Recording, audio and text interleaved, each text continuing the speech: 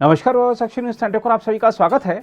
भारत के अब तक के सभी प्रधानमंत्रियों के जीवन पर विस्तृत जानकारी प्रदान करने वाला संग्रहालय बनकर तैयार है। प्रधानमंत्री नरेंद्र मोदी इसी 14 अप्रैल को इस संग्रहालय का उद्घाटन करेंगे। हमारे देश की राजनीति में अक्सर देखने को मिलता है कि एक प्रधानमंत्री अपने पूर्ववर्ती की उपलब्धियों का जिक्र नहीं करता, बल्कि उनकी कमियों को ही गिनाता है। लेकिन नरेंद्र मोदी सबसे अलग प्रधानमंत्री हैं, जो सबका साथ, सबका विकास और सबका विश्वास के सिद्धांत पर चलते हैं। अपने लक्ष्यों पर अडिग रहना और अपने पूर्ववर्तियों का सम्मान उनकी कार्यशैली की विशेषता है। कोई भी प्रधानमंत्री सिर्फ अपने ही प्रचार प्रसार पर ध्यान देता है, लेकिन नरेंद्र मोदी चाहते हैं कि अब तक के प्रधानमंत्रियों के कार्यकाल की उपलब्धियों को भी देश करीब से जाने। इसीलिए उन्होंने बनवाया है प्रधानमंत्री संग्रहालय। प्रधानमंत्री नरेंद्र मोदी ने मंगलवार को भाजपा संसदीय दल की बैठक में 3 मूर्ति भवन परिसर में बन रहे पूर्व प्रधानमंत्रियों के संग्रहालय के महत्व को रेखांकित करते हुए सभी सांसदों से कहा कि उनको इसे जरूर देखना चाहिए। हम आपको बता दें कि प्रधानमंत्री मोदी 14 अप्रैल को संविधान निर्माता बाबा साहेब डॉक्टर भीमराव अंबेडकर की जयंती पर इस संग्रहालय का उद्घाटन करने वाले हैं। भाजपा संसदीय दल की बैठक में प्रधानमंत्री मोदी ने पूर्व प्रधानमंत्रियों के संग्रहालय का उल्लेख करते हुए कहा कि भले ही इसमें भाजपा के एक प्रधानमंत्री हों, लेकिन देश के हर एक प्रधानमंत्री का योगदान महत्वपूर्ण है और उसका सम्मान किया जाना चाहिए। प्रधानमंत्री ने कहा, हमारे तो एक ही हैं, बाकी उनके हैं, लेकिन हमें दलगत भावना से ऊपर उठकर सभी प्रधानमंत्रियों का सम्मान करना चाहिए। आप सभी को वहां जाना चाहिए। हम आपको बता दें कि इस संग्रहालय में सभी पूर्व प्रधानमंत्रियों के योगदानों का विस्तार से उल्लेख किया गया है और विभिन्न माध्यमों से उन्हें दर्शाया भी गया है। कहा जा सकता है कि प्रधानमंत्री संग्रहालय अपने आप में देश का अनूठा संग्रहालय है, जिसमें सभी पूर्व प्रधानमंत्रियों के बारे में करीब से जानने का मौका मिलेगा। केंद्रीय संस्कृति मंत्रालय की ओर से तैयार किए गए इस संग्रहालय में लोगों को भारत के 14 पूर्व प्रधानमंत्रियों के बारे में सारी जानकारी मिलेगी। इस संग्रहालय में सभी पूर्व प्रधानमंत्रियों को उनके कार्यकाल के मुताबिक स्थान दिया गया है। प्रधानमंत्री नरेंद्र मोदी की पहल पर बनकर तैयार इस अनूठे संग्रहालय को तैयार करते समय सभी पूर्व प्रधानमंत्रियों के परिजनों से संपर्क कर उनके जीवन से जुड़ी दिलचस्प जानकारियों को एकत्रित करके यहाँ प्रदर्शित किया गया है। आज़ादी का अमृत महोत्सव कार्यक्रम के तहत बने इस संग्रहालय का उद्घाटन प्रधानमंत्री नरेंद्र मोदी करेंगे। इस अवसर पर कार्यक्रम का आयोजन संस्कृति मंत्रालय की ओर से किया जा रहा है।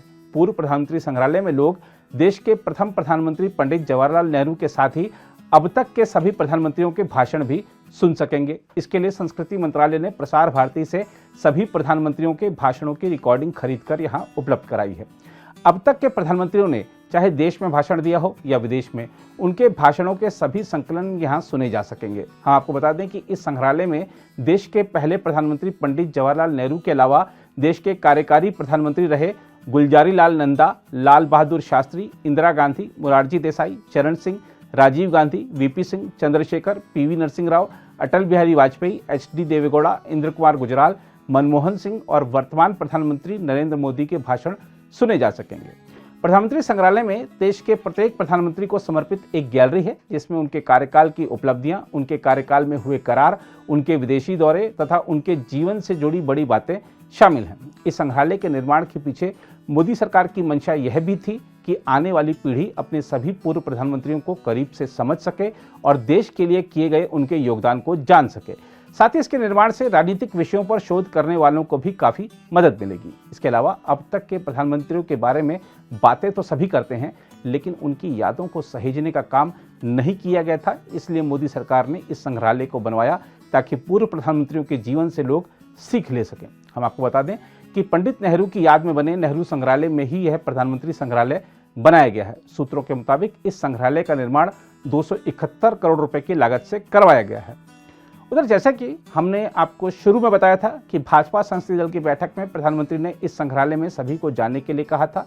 इसके अलावा इसी बैठक में प्रधानमंत्री ने अपने संबोधन में गरीबों को राहत देने के लिए मुफ्त खाद्यान्न कार्यक्रम, प्रधानमंत्री गरीब कल्याण अन्न योजना को इस साल सितंबर तक 6 महीने के लिए बढ़ाए जाने का उल्लेख किया और सांसदों से कहा कि उन्हें इस योजना के बारे में घर घर जाकर लोगों को बताना चाहिए। अंबेडकर अंतर्राष्ट्रीय केंद्र में भाजपा संसदीय दल की बैठक में केंद्रीय गृह मंत्री अमित शाह, रक्षा मंत्री राजनाथ सिंह और भाजपा अध्यक्ष जेपी नड्डा सहित कई अन्य वरिष्ठ नेता भी मौजूद थे।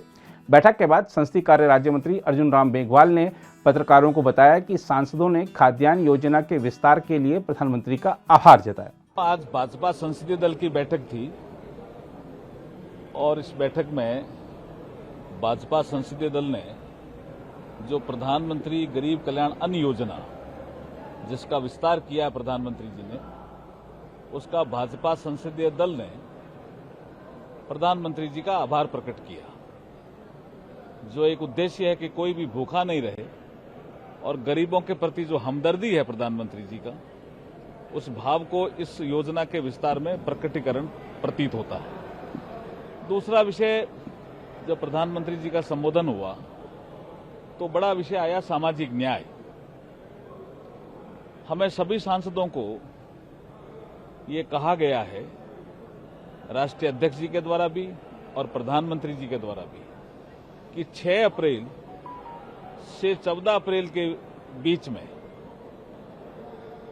6 अप्रैल हमारा स्थापना दिवस है भारतीय जनता पार्टी का, 1980 में 6 अप्रैल को हमारी स्थापना हुई थी। 11 अप्रैल महात्मा फूले जी की जयंती है और 14 अप्रैल बाबा साहब डॉक्टर अंबेडकर जी की जयंती है, बीच में रामनवमी भी। तो ऐसे विषय में नववर्ष भी हमारा विक्रम संवत प्रारंभ होगा, नवरात्रि भी होंगे। ऐसे विषय में हम सामाजिक न्याय के विषय में जगह जगह बैठ के करें, बूथ स्तर पे भी करें, मंडल स्तर पे भी करें, और सामाजिक न्याय के लिए जो प्रधानमंत्री जी ने काम किया है, चाहे उसमें पीएम आवास हो, प्रधानमंत्री गरीब कल्याण अन्न योजना हो, चाहे टीकाकरण हो, वैक्सीन का कार्यक्रम हो, ऐसे पोषण का कार्यक्रम हो, ऐसे बहुत से कार्यक्रम हैं जो इन दिनों में हम एक दिन संसद अपने संसदीय क्षेत्र में करेगा सांसद, और प्रेस कॉन्फ्रेंस करके सामाजिक न्याय के विषय को नीचे धरातल पर उतारेगा। ऐसा ही आज की बैठक का मुख्य उद्देश्य था। अगर आप भी लेना चाहते हैं देश दुनिया की तमाम जानकारी तो आज ही सब्सक्राइब करें हमारे चैनल को।